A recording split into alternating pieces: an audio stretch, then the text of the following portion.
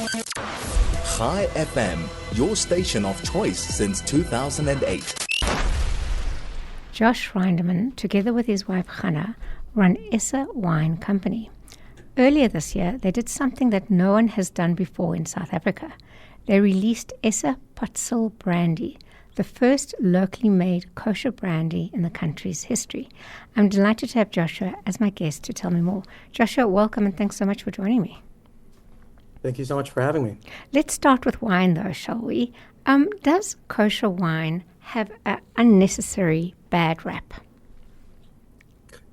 Well, it certainly come quite a long ways from what most people think of it. You know, that sickly sweet sort of Concord grape juice, Concord grape wine based product. But no, it's certainly moved in the right direction for quite a number of years, and I'd say it's sort of on par with the non-kosher counterparts. You talk about that sickly sweet wine, and I just wonder how many other listeners like me, my first introduction to wine is over Pesach, okay, as a child, and you've got to drink 4 little glasses of it, which is quite a thing when you're little. And for me, I associate Jewish wine with a very, very sweet taste. Is that completely gone? No, and I've got nothing against tradition, and for people who have grown up like that, there's certainly a place for it.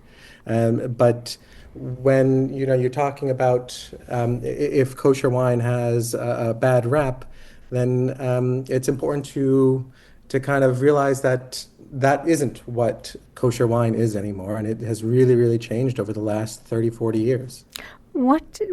Firstly, wine in Israel is also particularly good, but we kind of compete at such a high level when you think of international wines because so much is set by a good bottle of wine. What makes a wine particularly good? Well, the first and most important thing is that it has to be a wine that you enjoy. So going back to what brings back childhood memories, if that's what you enjoy, then that makes it a good wine, ultimately. But when you're looking at being objective in the entire world of wine, then there are certainly markers that have to be ticked in order for it to be considered a good wine. And it's not necessarily the same across the board, and for all wines, you can certainly have a great wine that was made to be consumed young, and you can have a great wine that was made to age 20, 30, 40 years even. So it sort of depends on the category, and it depends on the time and place you mean to enjoy it. I like the fact that you say that a good wine is what you enjoy. You know, I don't want to reveal all my secrets here, but if my first tasting of wine was Pesach. My second was at university, and what we used to call it plonk, something that came in a really big box and went quite far. Is that still a thing? Yeah, you can certainly get boxed wine. I think Franzia is the biggest name, at least in America it is. I don't know what the equivalent is here in South Africa, but it is certainly a thing, and there's certainly a place for it as well. Bringing the kosher wine market to South Africa, Joshua, what was that like? Well, it was a challenge. I'm not from here, as I'm sure your listeners can tell by my accent, but my wife is, and it was an adjustment to move from the States to South Africa. But the wonderful thing about the Jewish community in South Africa is that it's incredibly welcoming. And I can say the exact same thing for the South African wine industry. It's been incredibly welcoming of myself in the business. But ultimately, it has had its challenges. It's not been the easiest thing, coming to South Africa with no contacts within the industry and starting out. But year after year, we, one foot in front of the other and just expanding. And yeah, even though it's been a challenge, it's been a wonderful success, and we've had fun since we started in 2018. So 2018, let's just talk about the South African wine industry, because you talk about it being very welcoming, but I also imagine it's very kind of established and can potentially be cliquey, especially to Jewish newcomers. Sure. I mean, I know Cape Town has its reputation about being cliquey, but the industry is based on work that farmers do, and therefore just about everybody in the industry is related somehow to farming. And it is a industry that believes in God. You can't be a farmer if you don't believe in God. It just doesn't exist. So even though it was a challenge, it was certainly not as difficult as it could have been. Being a young Jewish guy showing up from the States and trying to make a go of it in the wine industry. So it's been fun. Joshua, where in the States are you from? So I was born in San Jose, California, if anyone knows the Bay Area, but I grew up in Boston, Massachusetts. Okay. Now, I mean, you talk about it's been quite a journey and you're still here and it's clearly going well. If you have released kosher brandy, tell me a little bit about that. So it was quite a significant project that we took on because by law, Cape Pot Still brandy has to be aged 3 years in barrel. So we sink a lot of money into the project and have to wait at least 3 years, at the very least 3 years to get a product. So it was very exciting to take it on. We needed to produce a lot of bulk kosher wine, and that's the one item that we needed to produce a brandy. It's produced from wine. It's distilled wine, and from there, it took a little bit of know-how to kosher the distillery for Passover, as we do produce a kosher Passover brandy. So it's a very niche product, but ultimately it takes a lot of patience. 3 years in barrel is quite a long time. It was August of last year that we launched after the first brandy production was in barrel for 3 years, and it's a fantastic product. It's a wonderful thing. Where can we find brandy? So I believe the one stockist in Johannesburg is Glennie's in Glen Hazel. But alternatively, we sell all of our products on our website at sawine.co.za. And it's not just the brandy that we've produced. We have a whole line of excellent high-end kosher wine, including South Africa's first kosher dessert wine, which has been released in just in the last couple of weeks. Perfect in time for Rosh Hashanah, if you guys are looking for a serious sweet wine to enjoy over the high holidays. But on top of that, we also have kosher Passover gin, vodka, and South Africa's first kosher certified limoncello. Wow, that is incredible. How do you go about experimenting, and what is the determining factor as to what you're launching next? And that's a good question.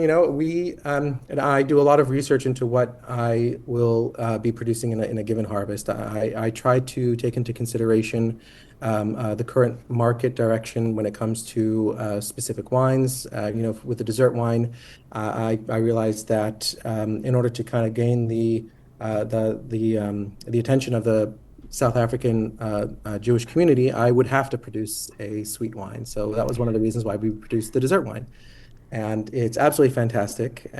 But that is essentially how we go about it. I take a look at what's available and what's not, and I try to bring things to market that are not necessarily available to the South African community. To what extent is kosher wine broadly marketable? It's a very, very good question. My audience is not the average individual in South Africa. They have a plethora of wines that they can purchase from at far lower costs than what I sell my wines for. But keep in mind, they don't have the overhead that I have, which is to pay mashkichim, the hachsherim, and things like that. And even though I produce on a small scale, and that cost does get amortized over all of what I produce, it's still quite expensive. It's a lot of money that goes in for kosher certification. So when you're looking at the global side of kosher wine being marketable, it's very difficult to convince people to buy a kosher wine when they can get a quality wine, equally great wine for a fraction of the cost. Yeah. So we market our wines to Jews, essentially. Yeah, and a Jewish market across the world, globally. I mean, if South Africa exports our wines, could you export kosher wine to other communities? Yes, actually, about 95% of what I produce gets exported to both the United States as well as to Israel. So a small amount gets left behind here in South Africa for those who want to experience what those wines are like, that whole world of kosher wine, quality kosher wine. But the vast majority of what I do gets exported to the United States as well as to Israel, because that's where the largest population of kosher keeping consumers are. Oh, that's really interesting because I guess we have a very small community. And if you look at, yeah. You spoke earlier, and this will be my last question other than getting your details, but about you can't find a religious farmer. Farming at the best of times is extremely difficult. Farming for kosher must be ever so much more so. Well, it is an interesting question, but keep in mind that if you walk into Woolworths, there's no issue with just buying a box of grapes. For wine grapes, there's no difference. We ensure that everything is picked by hand in the vineyard, as that's one of the standards that we would like to keep. And we don't use any machine harvesting, which could potentially bring in kashrus issues. But ultimately, the kosher side of things is actually pretty straightforward. It really only comes into play when winemaking is involved, once the grapes arrive at the winery. And that's where my work really starts.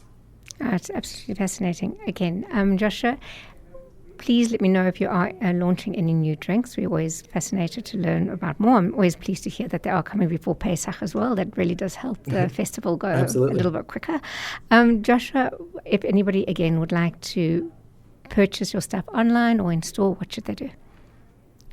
Well, like I said, Glenny's stocks our products, and we have a website where we ship all across South Africa. It's essawine.co.za. ESSAWINE.co.za. Joshua Rynderman, thank you so much for joining me. Just before we go to our break, where else could you spend a weekend watching a Yiddish horror film, exploring ancient Jewish wisdom, and hearing the story of walking on foot from Ethiopia to Israel? Only at Limud. This August, Limud Johannesburg brings you 3 days of learning, connection, and community with up to 9 sessions running every hour, so you can design your own experience.